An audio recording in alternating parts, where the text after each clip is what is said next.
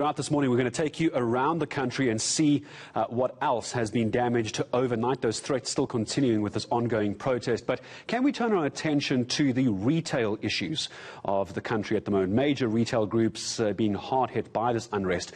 Looters and criminals stealing products and completely destroying stores and properties. Malls and other outlets, as we've been seeing, also set on fire. Now, when the dust settles, hopefully sooner rather than later, one of the first concerns for businesses is going to be able to reopen, and will they be able to claim for damages? So let's talk about insurance, shall we, for just a moment. Let's find out what the law says about the insurance of businesses, especially at a time like this. Jean-Paul Rudd, partner and attorney at Adams & Adams, joins us here on eNCA. Good morning to you, Jean-Paul. Thank you very much for your time. Basically, what does the insurance law look like in a situation like this?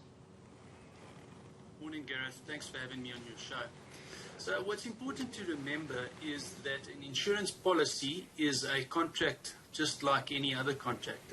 It needs to comply with certain requirements in order to be valid and enforceable. Now, most insurance contracts have general exclusions for, say, damage stemming from a war, terrorism, flooding, failure to maintain a building, etc. But importantly, against the backdrop of what's happening currently in South Africa, is that damage stemming from rioting is not excluded in terms of insurance policies, or usually not excluded, should I say. We've also seen this last year, flowing from the rioting after the George Floyd incident in America. Insurance companies had to dock up millions and millions of dollars in respect of damage flowing from the rioting in America. We've also seen it over the years in Europe, following rioting after soccer incidents. So it's nothing new. Rioting is normally included, but it is on a facts-by-facts basis.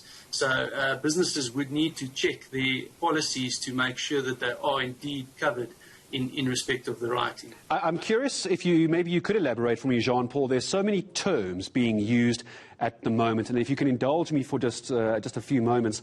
This started off as peaceful protests. This then became protests. Many people are now rightfully calling this violent rioting. That's what we're dealing with at the moment. So these aren't protests necessarily.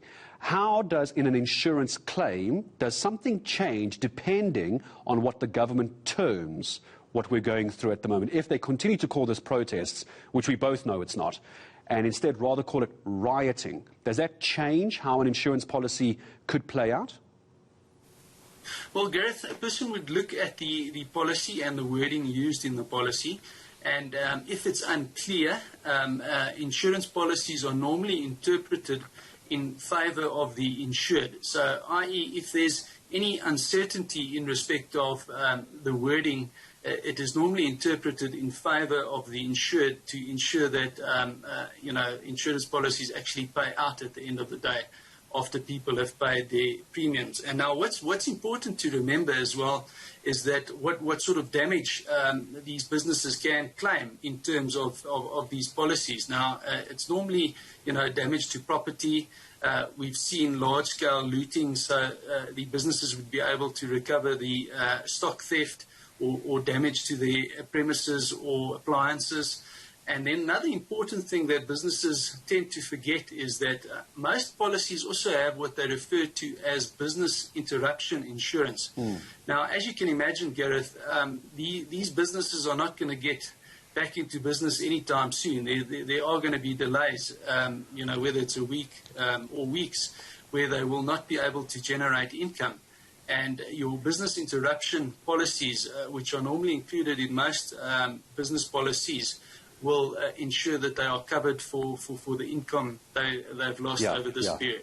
Do you think there's a scenario, a possibility where, as a result of these riots and anger against government, that seems to be the reason given for this chaos, as much sense as it doesn't make to blame the government, do you think that business owners would have a case against the state or against a local municipality for not being able to protect their own businesses because of an inadequacy of the SAPS and security forces on the ground? Could there be a case where people could sue government, municipalities, local provincial councillors? Is there a space for something like that?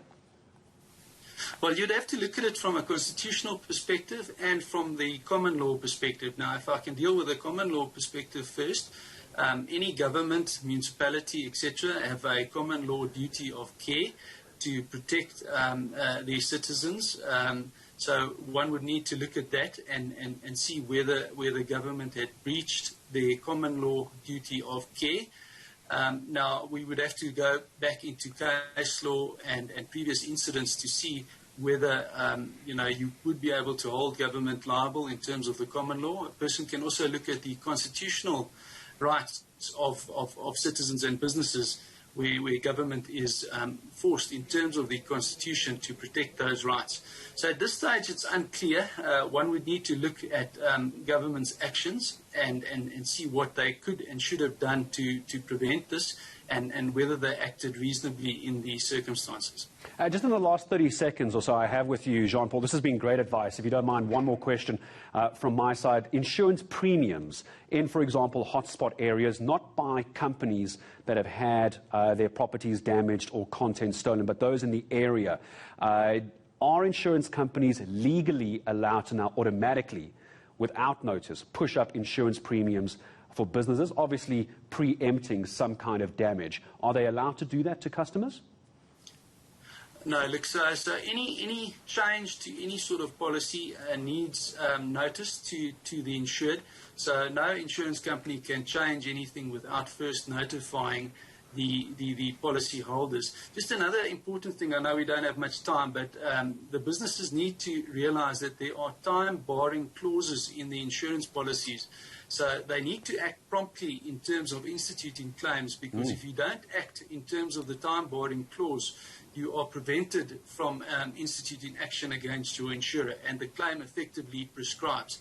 These time barring clauses are normally, a month or two, sometimes up to 6 months, but the point is businesses need to act promptly. That is some great advice, I think, in the midst of all the chaos at the moment. Business owners just looking for some kind of guidance. They certainly didn't get it from the President. Jean-Paul Rudd, thank you very much indeed for joining us on insurance claims. You've heard from him to get it done as quickly as possible. Jean-Paul Rudd from Adams and Adams Attorneys.